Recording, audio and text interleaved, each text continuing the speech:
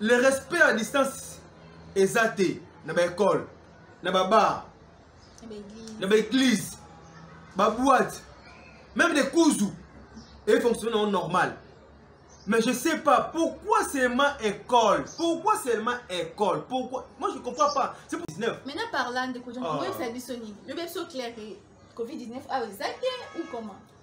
Massina sans fil dans le quartier au Baba Nini abattoir entrée à tribunal. Massina ne va koufi à travailler dans DHL. À koufa na malade na normal. Malade na normal à koufa li maladie normale hôpital ça crise na normal. Et comme un jour à koufi ba kunaye ba famille surtout quand ba na RTNC na chaîne nationale. Ba moni ba la c'est du bembe Covid-19 ba moni e bembe ndoko na bango na l'équipe parmi ba toza Covid-19. Maintenant parlant de quoi, le bien sûr clair que Covid-19 a exagéré ou comment? Ma belle malade na normal. Et comme un type écoute ba tambo pourquoi c'est ma coupe bâtie dans bon? Oh, tout c'est la mouvement pour la boy. Tout c'est le qui se moque boy. Et à la fin, tant que Covid-19. Oh, Covid-19, bien c'est l'examen, ils ont Covid-19.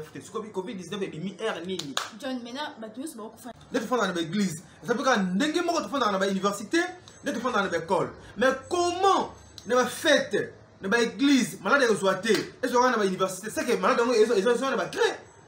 En plus, dans l'école primaire, secondaire, non, parce que ça va amitié, sur le bi va respecter les gestes et barrières, on a des difficultés pour respecter un parce que ça va amitié, parce que non, on a conscience. Mais alors, écoute, mais alors, dans l'église, il y a les écodymes qui fonctionnent. Sur le l'église, on a écodymes, mais ça va normal, bana, Salut à tout le monde et bienvenue dans votre émission Africa Progrès, qui est une émission socio-culturelle qui nous parle de différents talents de la vie. Comme vous le savez déjà, cette tranche a pour but de vous informer, vous former ainsi que vous divertir. Sur ces fidèles téléspectateurs, aujourd'hui nous allons parler de la deuxième phase de la Covid-19. Nous avons invité Nabiso, John Bomboma, ensemble naïe. Peuple congolais, est-ce que vous avez pour la fermeture à l'université et puis à l'école ou bien vous avez compris ensemble naïe to koyeba ndenge ni makamba Covid-19 ezokende pe ndenge bana bazotanga te université bana bazotanga te humanité tout consort bazotanga te est-ce que c'est normal azo sepela nango aza pour ou contre? Bonjour Ndeko John. Bonjour maman Nadia. Ouais, merci beaucoup pour répondre à l'invité Nabiso. Maintenant, Ndeko John, tu as mis un plateau Nabiso. C'est présenté pour que les téléspectateurs au bazota la biso na maman au baye ba yo biso. Merci maman Nadia encore une fois. Merci sous la colo chaîne Oyo Congo Progrès International. Il y a Boss, il y a Joe. Donc la PC merci sous ndenge opesanga opportunité ya loba sous di bosso et devant caméra ya Congo Progrès International. Nga kombo na ngai John de Bokaki John Bomboma, naza artiste donc musicien, naza artiste de cinéma. En plus analyste et jeune congolais on a vivre na Kataki na Congo na RDC. Réalité aussi le Kanakati ya Congo na biso. Merci beaucoup Ndeko John. Maintenant tolingi toyeba. Nous bana bafani na bandaku baotanga te. Donc bana bafani baotanga te lo monte zo le kamakambo ya éducation ya nini ya ba classe ya bana na niveau université et puis humanité. Maintenant Ndeko John meka koyebisa biso oza pour contre pour na makambo. Koloba, naza pour to contre, est un peu difficile, c'est un peu brut. Naza pour, naza contre, donc c'est un peu difficile. Parce que nous avons un peu flou, hein. Pour moi, pour nous c'est un peu clair, c'est un peu flou. Quand on nous avait dit à la télé, par rapport à la deuxième phase de la Covid-19, le lobby couvre-feu, bakangi ba école, bakangi ba université, là je suis d'accord pour la raison. Ça pour respecter les gestes et barrières pour se protéger contre les maladies. Mais ce qui m'étonne, c'est un peu moins compliqué dans mon tout. bokangi ba école raisonnant faut pas à la distance ba université bokangi pour la distance pour garder ba distance mais ba terrasse ba bar ba église ba restaurant ba grand marché si les lots ils sont ouverts ce qu'on a habité ngamo na mituna est-ce que ils ont vraiment Covid-19 à solo si tout est Covid-19 parce que c'est la Covid-19 la première fois dans la première phase pendant la bandaku tout le monde a bakanga wende ba bus ba ça sinon pour faire une distance la taxi et ça a juste 2 personnes dans un taxi pour éviter nini pour éviter propagation des malades ba bus 6 personnes ba bus milai 10 personnes voire même ngamo na yembaka nzemba de Covid-19 coronavirus toza bato banyamate to salama na lilingi na yawe soki totie volonté to kolonga coronavirus non na yemelango pour ça rend réel maintenant on mbalo na monongo na ndima ngote on dit mangote comment parce que au moni gouvernement zui ba méthode pourquoi parce que abati la bande moi c'est université et ça moni na ba wenzi na bazando na mtu akoya na yasombi eloko na boza un peu distance asombi biloko na yaki mais na université bo fanya muninga peut-être à cause ani autinda kunaye azana ba parents ne peut-être ba uti ba poto ba uti ba pays étranger azana malade ne aye nango na école ou bien na université à panzi on fala pourquoi c'est là on a de comprendre donc maman Nadia na seki makasi na sika no lobby na université pour fonder sika moko malade ko zwabino donc c'est que malade on sera na créer donc si je comprends bien malade c'est malade à créer donc et s'il vous plaît maman Nadia pardon pour ma petite remontée dans le bas et qu'on a ba créer comment je ne comprends pas c'est ça non parce que aux autres ba gens ba créer au moins na ba université wana au cause de malade wana Mungino mso okuta ona ndako aina ona université pour faire ici comme kasi on a nga na fanya par exemple na fanya boneza maladie on vient okina ona ndako okyo pesi bande ko on te ke panza mais na wenzi na lati cash ni nanga na fandi client pe lati cash ni na ye aya sombe loko na ye akena ito za un peu distance mais l'université na ba école isa bon monter voilà pourquoi nani gouvernement a eu méthode que école et kangama et puis makambo OK tika nga skota na loba tika nga temps wana le bandeli donc yango bandeli na bandeli na lobby yango Covid-19 ngo sokona ba créer to na nini parce que so lobby ke na wenze za distance muto semelo wa kei bon l'église ba profanda ba sambela normal o fandi ba sambela bino bo sape sika moko ete ke o simba okene non to kene ba terrasse. Parce qu'il y a même des fêtes aux organisées. Parce que les fêtes, ils sont mariés. Si vous avez un mariage, et la journée, parce qu'il y a 21h que on a couvre-feu. Donc, autoriser la salle de fête, la mariage, la fête et la cérémonie, c'est normal. La famille normal, la famille boy. Dès que tu fais dans la fête, dès que tu fais dans l'église, ça peut être dès que tu fais dans l'université, dès que tu fais dans l'école. Mais comment la fête na ba église malade rezoité et so na ba université c'est que malade ils ont na ba créer en plus na ba école primaire secondaire ba lobi non parce que ba ça na mikié sur le ba respecter ba gestes barrières ba ça na ba difficulté pour respecter yango parce que ça na mikié ba ça non na conscience té mais alors écoute mais alors na ba église il y a les écodim qui fonctionnent. Sur le qui dit écodim c'est normal bana les écodim ça bana mikié comment ça se peut na écodim malade na exploité parce que malade banga Jésus OK malade exploité mais na école primaire malade exploité yo na bana débit na écoute s'il te plaît s'il te plaît est-ce que vous avez na loba non yo na invité na yo c'est comme invité na ngapoti ka invité à loba parce que on moni ba la Congo progrès siko international écoute parce que ba invité ba ne sont pas comprendre donc l'état nous a unis ni ba méthode à la scène mabe au moins la minute na bi ke ba la Congo progrès international Nicole Kawa na Londres Nicole Kawa a afandi devant caméra à la John Bombomad alors ba Congo progrès international ba ça mo bele ba président Debs papa Debs Kintala na Belgique nayebi que bon séjour na Canada ala na émission oh très bien siko pour moi ça nini pour na ngai gouvernement esika on a faut à éclaircir biso à sa clarté ceux qui on peut ça que ça Covid-19 non parce que c'est pas clair comment non parce que ceux qui n'ont pas là ba raison à poussaki par rapport à ba fait et ce balanaté parce que ba raison à poussaki que on se laisse comme éclaircir kokangama dans les églises au Kangama. Maintenant, si on a habité Covid-19, spécialement Made in Congo. Covid-19 c'est spécial pour les Congolais. Ils ont une école, une université, une église, une fête, une bar, une bus. Parce que la bus est serrée. Si le bus est où dans écoute, on a bus plein de filles, finani.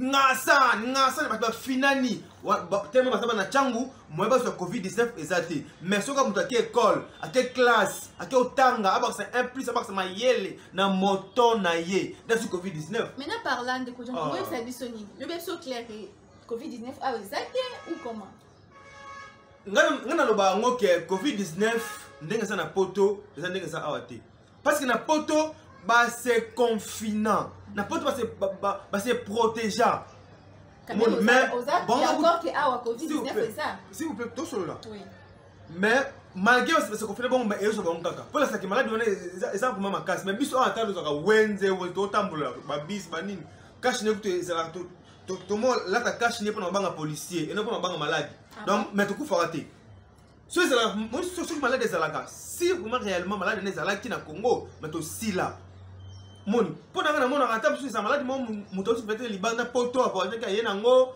là ça va. Mais biso awa never. Il y a jo le anglophone. Alors never. Donc en réalité a peu maladie on est acquis. Non, moi je crois pas. Je crois pas ça. Mais ndeni chaque jour ba toi les mata na banini, les mata chaque jour aux landa on a ba radio na télévision les mata toi les mata na kuta. En plus na bazo kufa pour exemple. Ba to bazo kufa na habite non na mina kufa déjà. Tout moi je sais pas. Parce que au final on pourquoi c'est la constant mon au début sérieux aux alaka bataka bambongo balobi na mbongo pour soutenir l'équipe les autres traités corona Covid-19 hôpitaux tam sous ba mi ba kawana pour pousser bango mbongo pour hôpital on mbongo pour financer bango c'est vrai ça rend neni ora ndako na bino mo akufi ba zui ba tie Covid-19 pour ba bi que gouvernement et puis ça bango mbongo yo na période de gouvernement akufaki ça vient bon quand même ba pesa ki biso bon mais na monanga mona misu na ngai surtout to kena masina sans fil na quartier abattoir za masina sans fil na rue tribunal au côté na gauche au kitina avenue na quartier abattoir na avenue Congo Sport ba numéro 47 48 nabi ndoko moko akufa ki wana mona masa na précision nabi ndoko moko akufa ki wana na Congo Sport na masina sans fil na quartier au babenga nini abattoir na entrée à tribunal masina ndoko kufi abane ko travailler na nina na DHL akufa na malade na normal akufeli maladie normale hôpital ça crise na ye normal et comme un jour akufi ba kunaye ba famille surtout ka batala na RTNC na chaîne nationale ba moni ba la c'est bibembe Covid-19 ba moni e bembe ndoko na bango na l'équipe parmi ba taza Covid-19 franchement mais ba oui na ça sérieux mais famille cette année ou bien année wana 2020 oui 2020 mais na yebi que tu yebi que ça qui crise na qui cause ça crise ya cardiaque attention ndese ki akufa mais ba moni RTNC ba vidéo ba balancer vidéo et non parmi les Covid-19 et ça l'année passée parce qu'il y avait ceux qui ont beaucoup de Covid-19 malade à Covid-19 pour soutenir le gouvernement et le bongo mais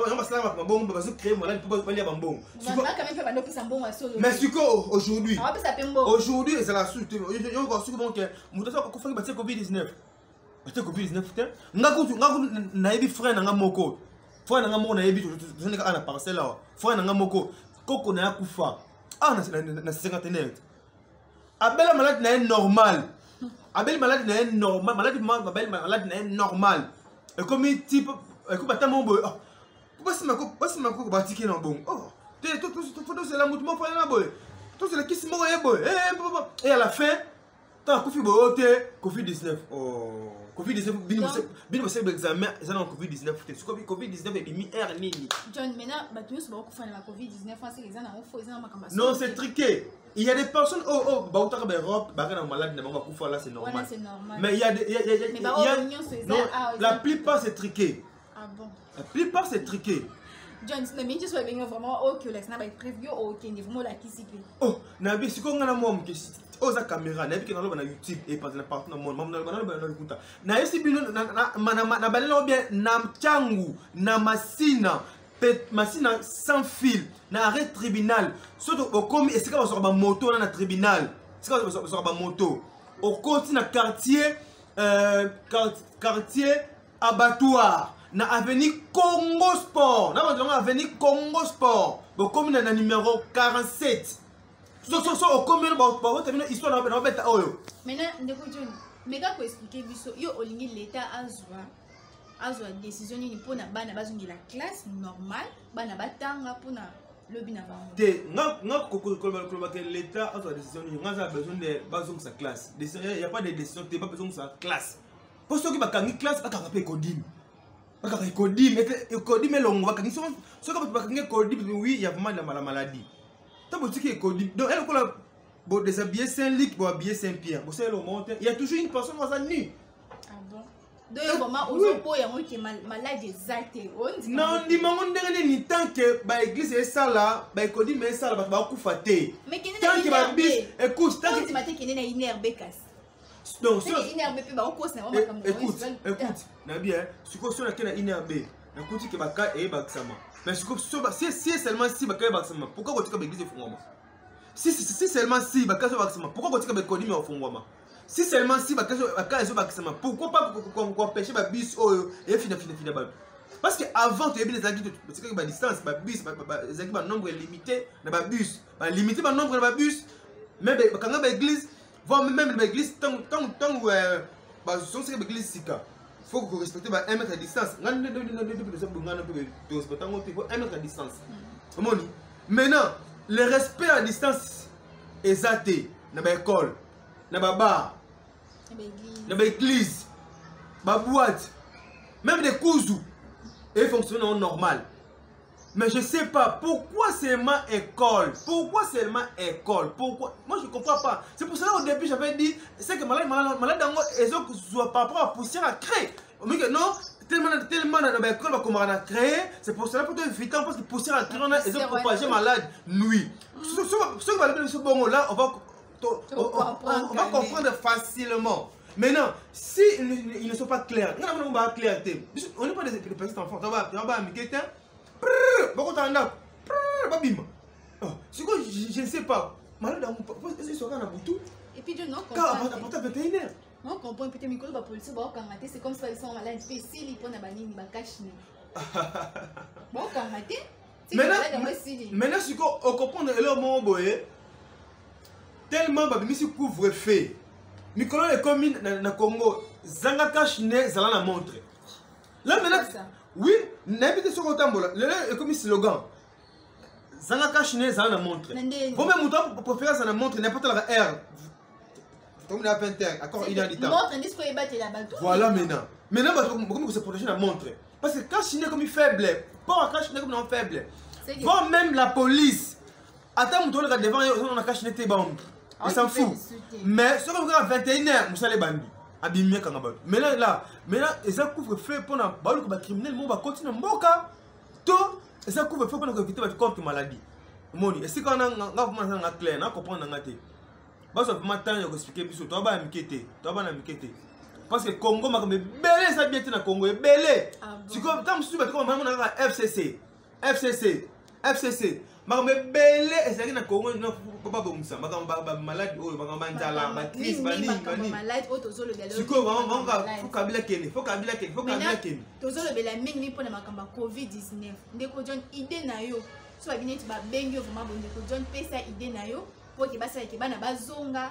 Pour batanga na bango normalement idée na yo ya suka pour que téléspectateurs bana biso ba yeba. Ba yoka yo pe idée na yo pesa na idée na yo. au moins maman ba idée wana to ba idée na ngazaka mo classe zonga na idée tout monde ba idée on dit ma tête malade idée na ngazaka mo za classe zonga na éviter ba lobi bon yo tam su na ça pour s'expliquer bien en té là ce que pas na éclairci ba tout bien pour comprendre yoka biloko c'est na nzungu moko bosi ba tout té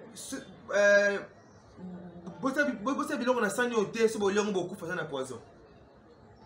C'est-à-dire yo côté bosa biloko na sani ote biloko na poison beaucoup fa mais muto su atena sani mususu ayane normal quand même biloko wana ayane normal akufi na été donc cela veut dire tu éviter et ça sani né et boma to biloko ne so boma parce que bino bokangi kaka même personne, même personnage, même peuple congolais, quinois, même enfant. Bon, non, pas que école, classe, parce que sont malades à Covid-19, parce que classe, sont contaminés à Covid-19. Mais quand même, que les codines normalement, maintenant, la question est, ça, tout ce que la batunde, soit sangani, sont malades, ou soit ceux qui ne vont pas à l'école pour se malade, c'est que malade c'est à l'école, à l'université. Par là, on a le baquet. N'habitez ceux qui battent dans la ce que va comprendre. Merci beaucoup, Ndeko John. Maintenant, par là, on dit que l'État a vraiment normal pour la campagne Covid-19. Non, maman Nadia, Oza Congo Progrès International. La chaîne va mikolo balandango, batamaye balandango. Donc le vote que Congo gouvernement et sa charge vraiment. Mais le gouvernement a expliqué biso cause. On a kangeli école. La cause on a dit couvre-feu. Parce que selon Oba le banamo nango eza lokuta. On va bien en français mensonge. Merci beaucoup Ndeko John. Très chers téléspectateurs, nous avons proposé la Ndeko John. Toujours parler sur Covid-19 deuxième phase nango. Maintenant Ndeko John azo ko expliquer biso azo monango c'est des mensonges. Pourquoi? Parce que bakangi ba église mais hôtel ou enseignant se fonctionner normalement.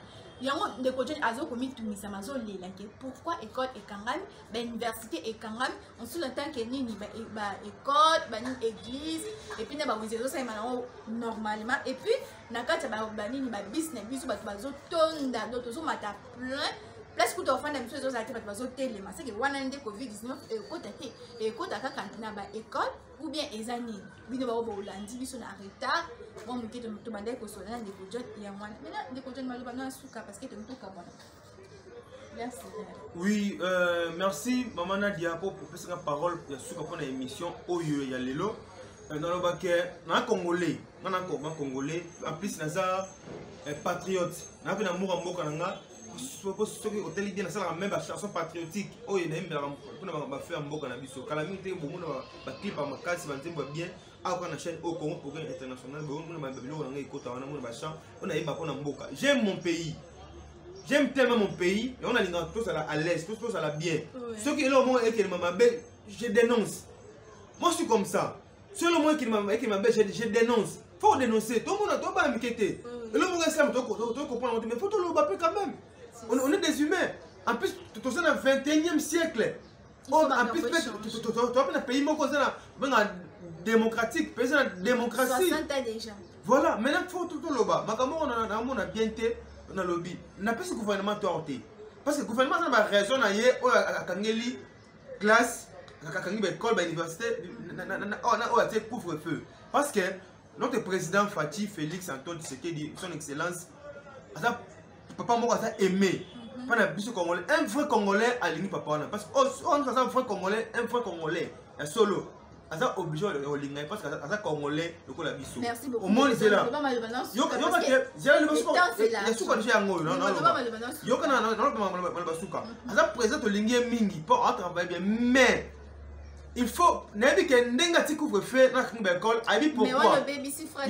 Oui non c'est ça. Ndenga ti boye ate couvre-feu kinga école asa entouré na bâtiment yele. Bâtiment na buzo baté. Bâtiment na vraie raison parce que pour ça nini Kinois que Congolais en général, il y a une vraie raison pour que l'école ne couvre-feu. Mais Covid-19, pour nous ça, c'est ça. Merci beaucoup. Très chers téléspectateurs, nous avons une émission émission na biso ndeko jona lobi ndo bakangi ba école bakangi ba université eza lukuta, c'est-à-dire Covid-19 pas na biso eza na moté do bazokosa baolesila banani ba o bana ba université na ba école wana ba temps na bango pour rien il fallait bana batanga mais bakangi ba école ndo bakangi ba école faut bakanga pe ba wenze bakanga pe na ba église. Mais pourquoi batika on, c'est-à-dire nini au Covid-19 eza na pas na biso. Merci beaucoup Nandemo Bolandaki émission na biso. Merci beaucoup Ndeko John. Merci très chers téléspectateurs vous êtes les Wanda Kolanda biso. Vous s'abonner. Vous cliquez sur le s'abonner pour mon progrès. Vous t'avez fini na bino. Vous t'avez bana bino. Na mo na gati.